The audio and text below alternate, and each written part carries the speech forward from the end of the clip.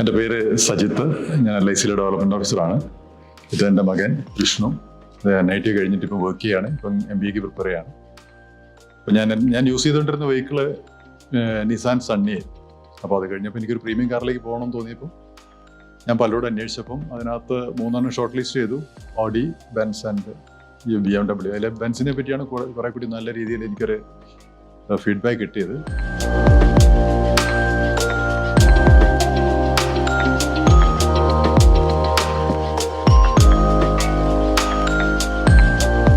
ഇങ്ങനെ OLXൽ കണ്ടപ്പോൾ ഒരു തവണ OLXൽ ഞാൻ നോക്കി.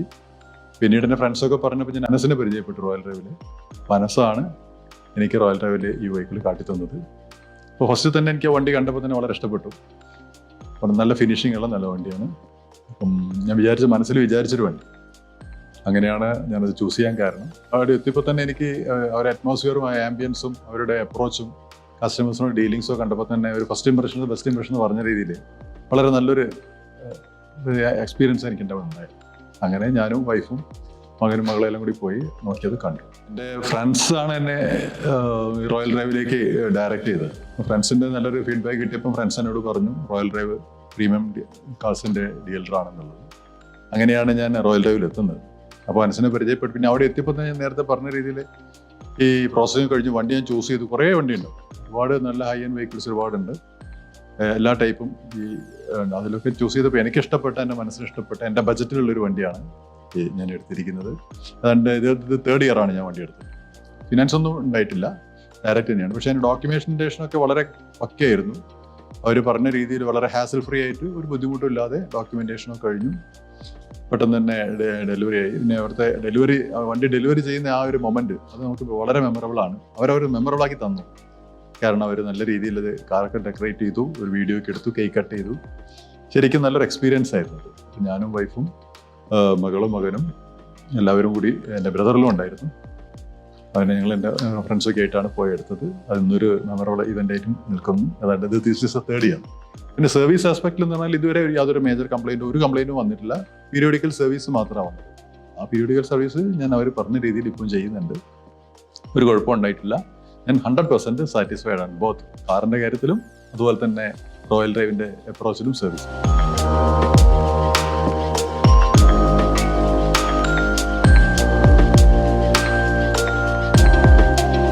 നമ്മൾ വണ്ടി എടുത്ത ശേഷവും ഈ റോയൽ ഡ്രൈവിന്റെ ഭാഗത്തു നിന്നുള്ള റെഗുലർ ഫോളോ അപ്പും നമുക്ക് പുതിയ മോഡൽസ് വരുന്ന അപ്ഗ്രേഡ് ചെയ്യാനുള്ള ഒരു ഓപ്ഷൻസ് അയച്ചു തരാറുണ്ട്.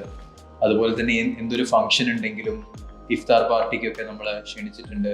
നമ്മളെല്ലാവരും ബാക്കി കസ്റ്റമേഴ്സിൻ്റെ കൂടെ ഒത്തുകൂടി അവിടെ നിന്ന് ഡിന്നറൊക്കെ കഴിച്ച് ഒരു പ്രോപ്പർ എൻജോയ്മെന്റ് ഫംഗ്ഷനൊക്കെ കഴിഞ്ഞിട്ടാണ് പിരിയുന്നത്.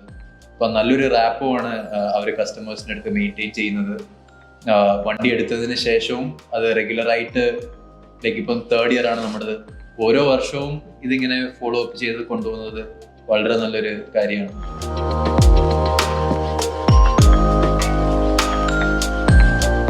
പിന്നെ ഏറ്റവും പ്രധാനപ്പെട്ട കാര്യം ഇതിൻ്റെ സർവീസാണ്. വണ്ടി എടുക്കാനൊക്കെ പെട്ടെന്ന് കഴിയുമല്ലോ, കാരണം അതിൻ്റെ പ്രോസസ്സ് കഴിയും. സർവീസ്, ആഫ്റ്റർ സെയിൽ സർവീസ് ആണെങ്കിൽ അവർ നമ്മൾക്ക് എന്തെങ്കിലും ആവശ്യമുണ്ടെങ്കിൽ അവർ ഡ്രൈവേഴ്സിനെ അയച്ചിട്ട് വണ്ടി വീട്ടിൽ നിന്ന് പിക്ക് ചെയ്ത് സർവീസ് ചെയ്ത് കൊണ്ടുവരും.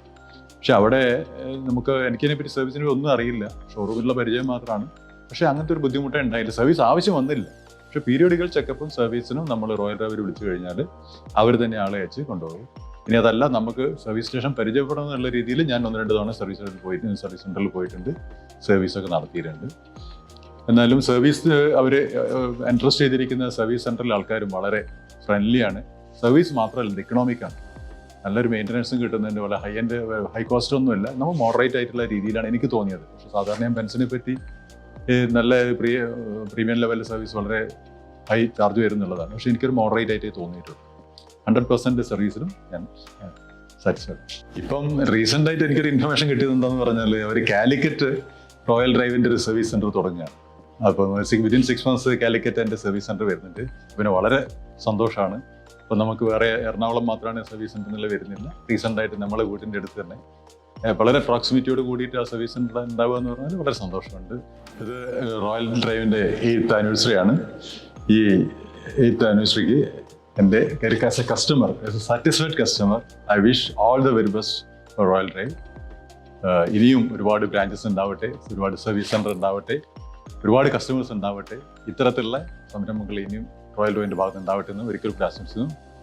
Wish happy anniversary. Royal Drive, driven by trust.